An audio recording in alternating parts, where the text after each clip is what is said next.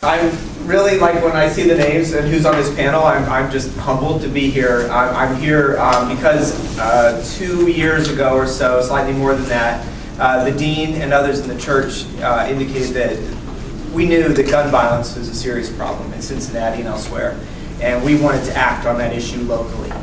And so the dean created a committee that looked into it. We met together several times with local people and even invited a national expert on reducing gun violence.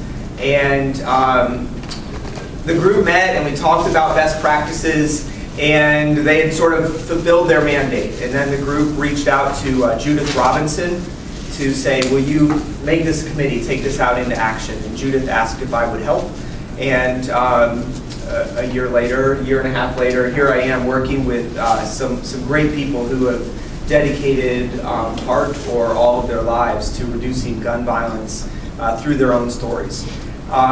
I hardly feel qualified to even introduce them, so I'll just tell you kind of how I know them, and if I do this incompletely, it is because I learned I was going to be introducing you when Bill said it.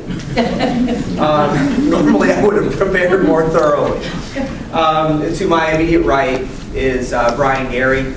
You have probably seen him and know him from his community activism here in Cincinnati. A passionate advocate for people who often don't have a voice, including the youth in Price Hill. Has been an area where he's been working very actively, where I met him, working to reduce gun violence in response to his own experience with gun violence, and I'll go into that. Mitch Morris is from the Phoenix program here in Cincinnati, working as part of a government-funded, but as part of a passion that he has to reduce gun violence here in Cincinnati. He's organized many marches, many experiences that you may have seen covered in local media, drawing attention to the price that's paid by those people who are victims of gun violence who we sometimes overlook. That those big events with multiple deaths are what get our attention often, and what raises the attention of the media. But Mitch is aware of the personal cost that gun violence pays every day, and he's one of the first responders from the city that shows up and helps families through grieving, helps them through understanding the process, and works to make sure that violence isn't magnified through the community. Rukiah, who I invite you to call Rukiah Z, so she will one day reveal what the Z stands for. Rukiah is an unwilling recruit to this fight.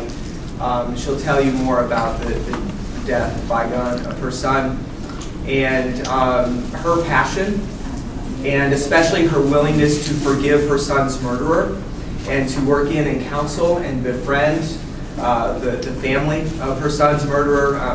She introduced me to her son's murderer's mother recently. Is a humbling, inspiring story that gets me up early out of bed every day to work on this issue. I don't understand the depths of forgiveness that she has modeled. And I think we're going to let Rukiah speak first because she needs to leave first.